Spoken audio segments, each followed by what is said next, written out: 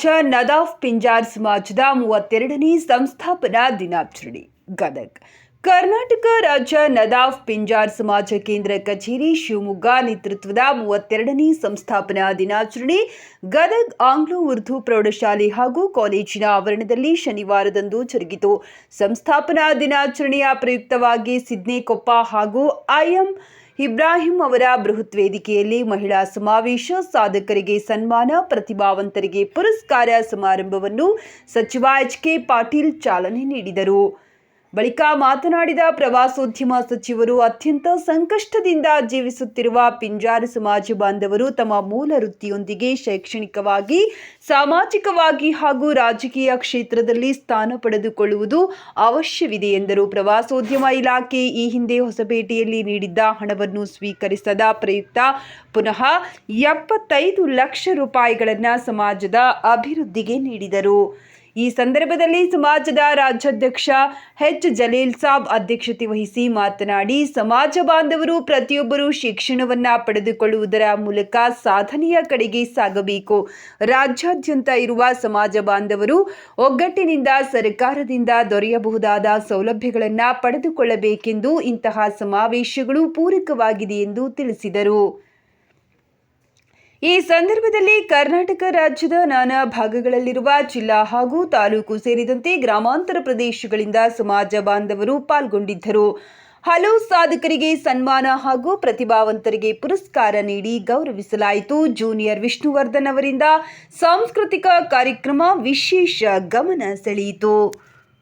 ನಾನು ನಿಮ್ಮ ಸಮುದಾಯದ ಅಭಿಮಾನಿ. ನನಗೆ ಭಾವನಾತ್ಮಕವಾಗಿ ನಿಮ್ಮ ಸಮಾಜದ ಬಗ್ಗೆ ಯಾಕೆ ಅಭಿಮಾನ ಅಂದ್ರೆ, ನಮ್ಮ ಅವ್ರ ನಂತರ ನಾ ಯಾರ್ದಾರ ತೊಡಿ ಮೇಲೆ ಆಡಿದ್ದೆ ಅಂದ್ರೆ ಅದು ನಮ್ಮ ಊರಾಗ ರಾಜಮ್ಮ ಅಂತ ಇತ್ತು, ಪಿಂಜಾರ ರಾಜಮ್ಮ. ಆಕಿ ತೊಡಿ ಮೇಲೆ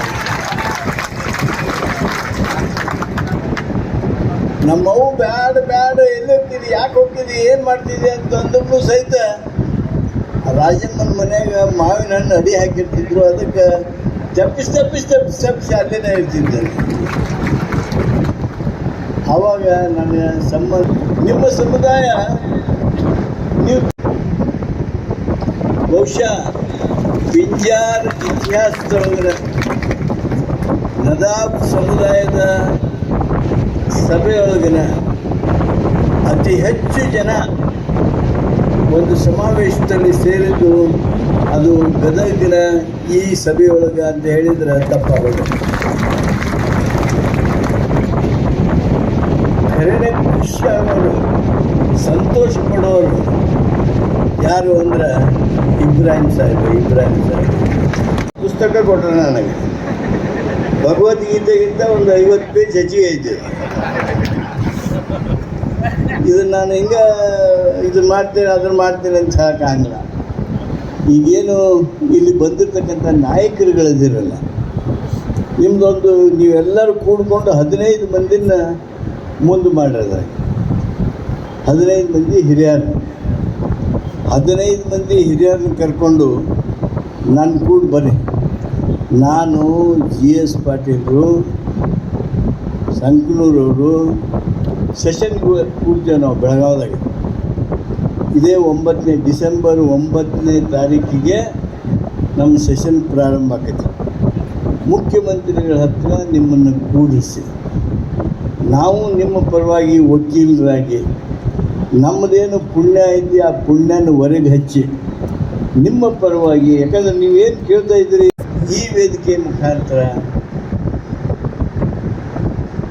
ನಮ್ಮ ಹಿರಿಯರಿಗೆ ಹೇಳ್ತೀನಿ, ಅದನ್ನು 25 ನಿಮಿಷದ್ದು ಹೆಂಗೆ ಮಾಡಬೇಕಂತ, ಏನು ಮಾಡಬೇಕಂತ ಚಲೋ ಹೆಂಗೆ ಪ್ಲ್ಯಾನ್ ಮಾಡಿಸಿ ಈ ವರ್ಷ, ಈ ಆರ್ಥಿಕ ವರ್ಷ ಮುಗಿಯೋದ್ರೊಳಗೆ ನಿಮಗೆ 1 ಕೋಟಿ ರೂಪಾಯಿ ಆ ಭವನವನ್ನು ಕಟ್ಟೋದಕ್ಕೆ ಸರ್ಕಾರದಿಂದ ಹಾಗೂ ನನ್ನ ಶಾಸಕರ ನಿಧಿಯಿಂದ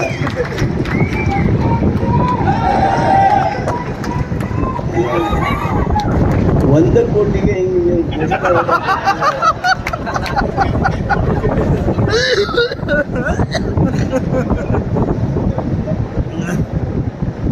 ನೀವು ದಯಮಾಡಿ ಆ ಭವನವನ್ನು ಕಟ್ಟಿಸುವಂಥ ಕೆಲಸ ಬೇಗ ಪ್ರಾರಂಭ ಮಾಡಿ.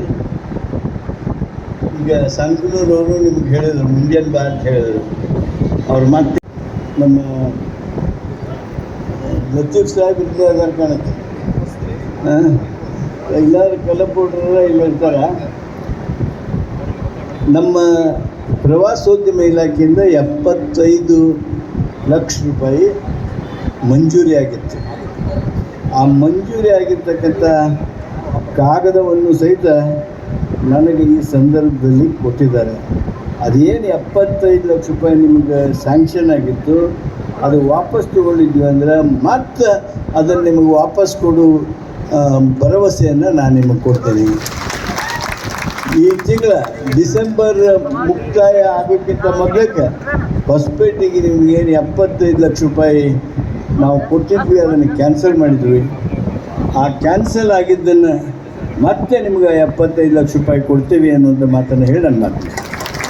ನೀವೇನು ಕೇಳ್ತಾ ಇದ್ದೀರಿ ಇದ್ರೊಳಗೆ ಅದು ಸರಿಯಾಗಿ ಬಿಡಿ ನಿಮ್ದು ಅಂತ ಅನ್ನುವಂಥದ್ದಿಲ್ಲ. ನಾವೇನು ನೋಡುವಾಗ ಬ್ಯಾಡ್ ತಡಿ, ಈಗ ಇದನ್ನು ತಡ್ಕೊಡ್ರಿ ಅಂತಂದ್ರೆ ಹೇಳೋದಾದ್ರೂ ನಿಮ್ಗೆ ಹೇಳ್ತೀವಿ. ಈ ಮಾತು ಇವನು ಕೇಳೋಣ ಅಂಥೇಳಿ ನಾವು ನಿಮ್ಮ 15 ಮಂದಿ ಕೂತ್ಕೊಂಡು ಚರ್ಚೆ ಮಾಡಿ ನಿರ್ಣಯ ಮಾಡಿ ನಿಮ್ಮ ಡೆಲಿಗೇಷನನ್ನು, ನಿಮ್ಮ ನಿಯೋಗವನ್ನು ತೆಗೆದುಕೊಂಡು ಹೋಗಿ ಇವತ್ತೇನು ಸಮಾವೇಶ ಕೂಡಿದಿರಿ, ಈ ಒಂದು ಜನಸಾಗರದಂತೆ ಏನು ಜನ ಸೇರಿದ್ದೀರಿ, ನಿಮ್ಮ ನಿರ್ಣಯವನ್ನು ಮಾನ್ಯ ಮುಖ್ಯಮಂತ್ರಿಗಳಿಗೆ ಮನವರಿಕೆ ಮಾಡಿಕೊಡೋದ್ರೊಳಗೆ ನಾವು ನಮ್ಮದು ಹೋರಾಟವನ್ನು ಮಾಡ್ತೀವಿ. ನಾವು ನಿಮಗೇನು ಅನುಕೂಲ ಆಗಬೇಕು ಆ ಅನುಕೂಲತೆಯನ್ನು ಮಾಡಿಸ್ತೀವಿ ಅನ್ನುವಂಥ ಮಾತನ್ನು ಹೇಳ್ತೀವಿ. ಇವತ್ತು ಮುಖ್ಯಮಂತ್ರಿಗಳು ಇಲ್ಲಿಗೆ ಬರಬೇಕಾಗಿತ್ತು, ಬರಬೇಕು ಅಂಥೇಳಿ ಅವ್ರದ್ದು ಬಲವಾದ ಇಚ್ಛೆ ಇತ್ತು.